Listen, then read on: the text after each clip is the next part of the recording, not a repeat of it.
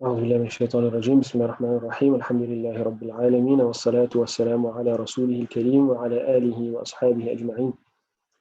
Assalamu alaikum wa rahmatullahi wa barakatuh once again to everyone. I was with both of the classes now already today. So we welcome the second year class into the Dawrah class. I don't know if you guys are getting early promotion or what, but welcome anyways. So the plan going forward is this. Khalil just messaged me this morning requesting for me to take both the second year class and the Dawrah classes for the Naseehah session. And I said, okay, that's fine. So what needs to happen now is once the second period is concluded in the second year class, then the entire second year class should join the Dawrah class. We will then have our Naseehah period, whereafter we will have a 15-minute break, and then Mawlana Khalil will join both of the classes. You must remain basically in the same class, and Mawlana Khalil will then meet up with you after that. So that's the plan going forward from now on, inshallah. What we're going to do in this Naseehah period, though, is I've said this many times before, and we amongst us, we all fight about the Naseehah period because it's very difficult to do. The reason it's very difficult to do because Naseehah is generally something given on a personal level. It's dependent on individual problems and individual circumstances, etc. So what we discussed regarding the Naseehah period is that when there's pertinent issues in the community that are in the face that need to be discussed, etc., we will do that with that. Or pressing topics that come about, and if somebody has a question about it, we may defer having a proper discussion to the Naseehah session. But as for other times, we will do something a little bit more systematic than that. What we're going to do is, because our course as a whole is very focused on the Quran, right? But Islam doesn't only have as its primary source the Quran. The Hadith literature is also some would call it a primary source of Islamic law, some would call it a secondary, but really a very, very highly ranked source of Islam as a whole. It gives us the prophetic example. Allah subhanahu wa ta'ala says in the Quran that Rasulullah sallallahu alayhi wa sallam must teach us the Quran, and also Rasulullah sallallahu alayhi wa sallam is the manifestation of that Quran to us, and so we have a window into that prophetic explanation of the Quran through the Hadith. So what we discussed doing was taking, look, we can't take a book like Sahih al-Bukhari or Muslim, or those compilations are huge, it will take forever to get through. So what we intended doing was looking at various compilations of 40 ahadith. It became a practice of the muhaddithun, the scholars of hadith, that they would gather compilations of 40 ahadith. There are narrations that actually speak of a virtue regarding it. Those narrations are not authentic. Right? So we're not doing it because of those narrations. We're doing it simply because it became a habit or custom of the people of hadith that they would gather compilations of 40 hadith with different purposes. So you will get a compilation of 40 hadith on archery. You'll get a compilation of 40 hadith on the virtues of the Quran. You'll get a compilation of 40 hadith on medicine. You'll get a compilation of 40 hadith on various topics, right? And recently, one of our teachers, in fact, the teacher of all of the teachers at this institute, Mawlana Taha, he wrote a compilation of 40 hadith on contagion, pandemics, and medicine and tawakkul in Allah subhanahu wa ta'ala as well. And probably the most famous compilation of 40 ahadith is the Arba'un al-Nawawiyya, the 40 hadith of Al-Imam al-Nawawi rahimahullah ta'ala, which really gives one a comprehensive understanding of the deen. So what we intend to do is, when there are those pressing issues or when anybody raises concern of something like that, we will discuss those issues. But for other weeks, we will look at compilations of 40 ahadith. I might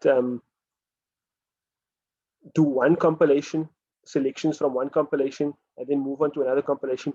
Or I might say, okay, we're going to look at here's 5 compilations of a hadith, and I'll select from one of these compilations every week, depending on what I see fit to discuss with like that.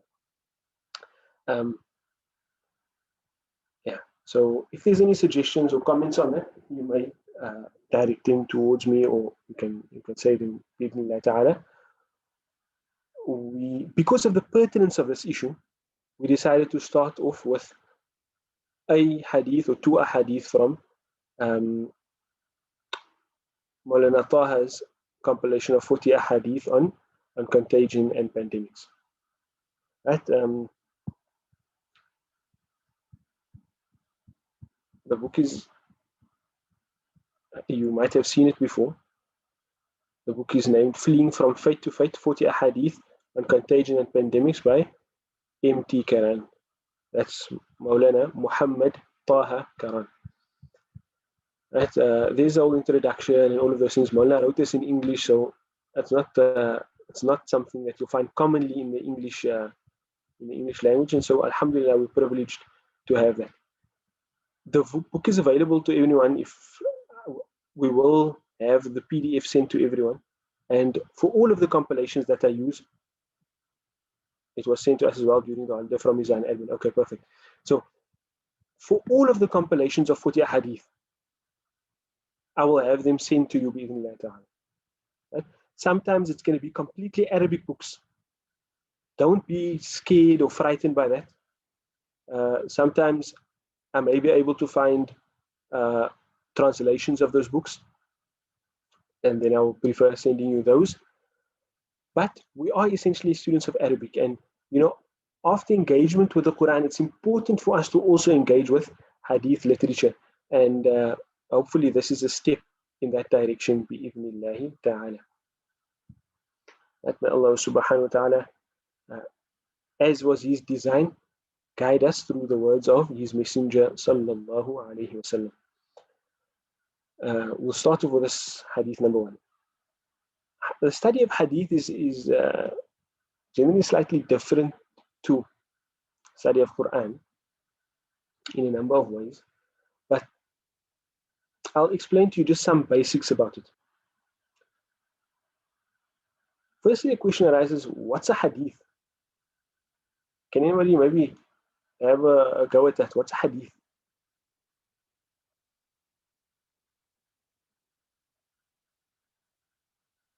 Narrations of Nabi sallallahu alayhi wasallam, in short. Right. Perfect. That's essentially encapsulates what it is. It's a narration either from Rasulullah sallallahu alaihi wasallam or about Rasulullah sallallahu alaihi wasallam. Some scholars give it a more broad meaning, but essentially what a hadith would be is a narration about either an action, statement, or tacit approval of Rasulullah sallallahu alaihi wasallam. It may also include a description of Rasulullah sallallahu alaihi wasallam's khalq, his physical makeup, or his khuluq, his internal character. So that's a hadith. It's a narration about the action, statement, tacit approval. What do I mean by tacit approval? When Rasulullah sallallahu alaihi wasallam, when something happens in his presence or in front of him, and he doesn't say anything about it. So it's like by his silence, he's saying it's okay. Action, statement, tacit approval, description of his features, physical features, or his internal characteristics. That's a hadith. What you must know when we engage with a hadith is that a hadith is made up of two parts. Two parts. When we read the Quran, we read the Quran. We start reading the words of the Quran. But when we read hadith, we don't do that. A hadith is comprised of two parts. I'm just going to highlight in red where the parts differentiate themselves in. What we have in the compilations that we will be reading by and large is that the first part is truncated, it's cut out. But the two parts that a hadith is made up of is the first part that we call the sanad. The sanad means a chain of narration, or you can call it the isnad as well. It means a chain of narration. A chain of narration. So what does a chain of narration mean? It means exactly what the literal meaning says. A full chain of narration will be, I'm telling you something. I'm telling you Rasulullah sallallahu alaihi wasallam said something. So my chain of narration would be, I am narrating from my teacher, Muhammad Taha Karan, who narrates from his teacher, Sayyid Hamid ibn Alawi al-Kaf, who narrates from his teacher, Sheikh Yasin al-Fadani, who narrates from his teacher, Umar Hamdan al-Mahrasi, who narrates from his teacher, etc., etc., etc., until it comes to the person who narrates from al-Bukhari, who narrates from this Sahabi, who narrates from this scholar, who narrates from this Tabi'i, who narrates from this Sahabi, who narrates from Rasulullah sallallahu alayhi wasallam. So it's an entire chain of narrations. Each person says who they got this piece of information from and how they got the piece of information from them. Sometimes they would say, this person narrated to me. Sometimes they will say, I heard from this person. Sometimes they will just say, from this person. Sometimes they will say, I was informed that this person said, for example, right? There's different words that they will use to say how they received this information. Sometimes they will say, I got this information via ijaza, meaning I had the information with myself and then he just allowed me to transmit it from him. Sometimes they will say, I got it via wijada, which will mean like a scholar gifted me a book and this information was in that book. He didn't verbally tell it to me, but he gave it to me in a book and he allowed me to transmit that book from him. So those are all different words that will get used, but we're not studying all of that in depth. That's ulumul hadith. That's the sciences related to hadith, and it's a very, very rigorous and critical science. In fact, unparalleled in the world of historic reporting. There is no science like the science of hadith. So here we have, by and large, truncated. It doesn't say here at the beginning from Zakariyya, or I, Zakariyya, narrate to you from my teacher Muhammad Taha. I can actually present that to you. Maybe 1 week I'll narrate the hadith with a full transmission so that you can then say after that, to your children, I, Ziyad, narrate to you from my teacher, who narrates to you from his teacher, Muhammad Taha Karan, who narrates to his teacher, etc., and join the chain of narration to Rasulullah sallallahu alaihi wasallam. The scholars of hadith would say, it's sufficient for us to get ijaza, for our name to be mentioned at the end of a chain of names that conclude in the name of Rasulullah sallallahu alaihi wasallam. So in our time, because of the fact that hadith narration or compilations are in print and pretty well preserved, there's some level of it's mostly for tokenism, etc., and also to continue the tradition. But why we have this chain of names is not for no reason. We preserve and are very preservant of this chain of names or the sanad because it allows us to scrutinize every single person in the chain. What do I mean by that? You might ask yourself, how on earth am I going to scrutinize somebody by the name of Yasin al-Fadani? How am I going to scrutinize somebody by the name of Umar Hamdan al-Mahrasi? How am I going to scrutinize somebody by the name of maybe Ata? So we have a genre of literature in our Islamic library called works of Jarh wa Ta'dil or Asma'ul Rijal. There's an entire genre. We have basically dictionaries. If I was at my own house now, I could have shown you one like 24-volume book. That 24-volume book only comprises biographies of people. So every single person's name that comes in a sanad and that is integral in the workings of the narration of hadith, even up until our time.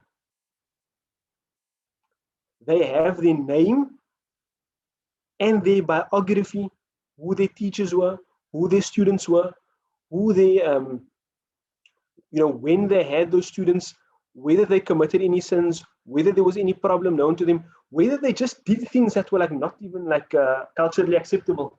We have that recorded in books, especially and very rigorously for narrators from the time of Rasulullah sallallahu alaihi wasallam up until the compilers of the main books of hadith. So, for example, literally dictionaries. I mean, I don't even know if some people can actually imagine what I'm saying. Somewhat unfathomable. The first time I was introduced to it, I was like amazed. Seriously, like some people, you can go look in a dictionary for somebody's in alphabetical order for a meaning of a word. In our Islamic tradition, you can go look in those books in alphabetical order for the name of a person, with his father's name and his grandfather's name and his where he lived and all of those things. We have that genre of literature, and it's something that really blows your mind away because it shows you really how critical the scholars of hadith were in accepting narrations from Rasulullah sallallahu alaihi wasallam. Why?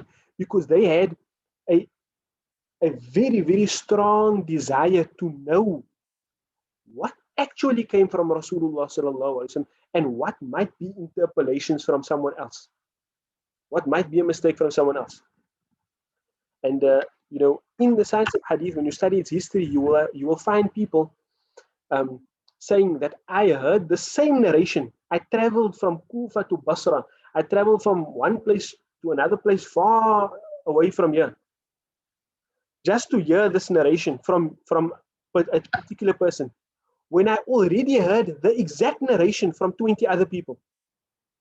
And remember, that time they're traveling on horseback. Sometimes they're walking, sometimes on camel, on donkeys. That's how they used to travel. Thousands of kilometers, the muhaddithin would travel to hear a narration that they already heard before. Why?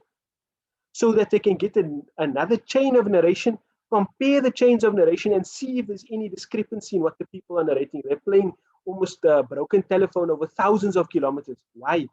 Just to check if this thing can truly be attributed to Rasulullah sallallahu alaihi wasallam. So I can guarantee you, there is no field of history as rigorous as the field of hadith. And I think, even if we don't have time today to get into speaking about a specific hadith, it's sufficient to have confidence in hadith to know these facts. Because in our time, we find that people are increasingly becoming infatuated with the idea of being Quran only. We only follow the Quran. We don't follow the hadith. Little do they know that the Quran commands you to follow hadith. And without hadith, there's certain parts of Islam that you can never know. Integral parts. The Quran doesn't tell you how to make salah. There's no way in the Quran where the Quran tells you how to make salah. The only way you can come to know about how to make salah is through the hadith. And the specifics of many things come in hadith. And there's a rigorous science to authenticate it. And so it's important that we have confidence in the science of hadith, and we attach value to hearing these words of Rasulullah sallallahu alaihi wasallam. And so I think we will we'll stop there today. We didn't actually get into a hadith for reasons out of our control. There was a bit of time taken in terms of the transition of classes. Hopefully that will be smoother next time, inshallah. But also, we needed to have some introductory discussions to the science of hadith, and inshallah next week we'll get into hadith. I'll send you some compilations of 40 hadith in due time, and every week inshallah we will look at one or two of those hadith and have some discussion around them, and I would appreciate your input and your interaction as well. For now, jazakumullahu khairan. وآخر دعوانا أن الحمد لله رب العالمين. Assalamu alaikum wa rahmatullahi wa barakatuh. So the classes can remain as you are. Wala Khalil is with us presently, so he will take over in a few moments. Inshallah, maybe you can just give them 3 minutes or so to have a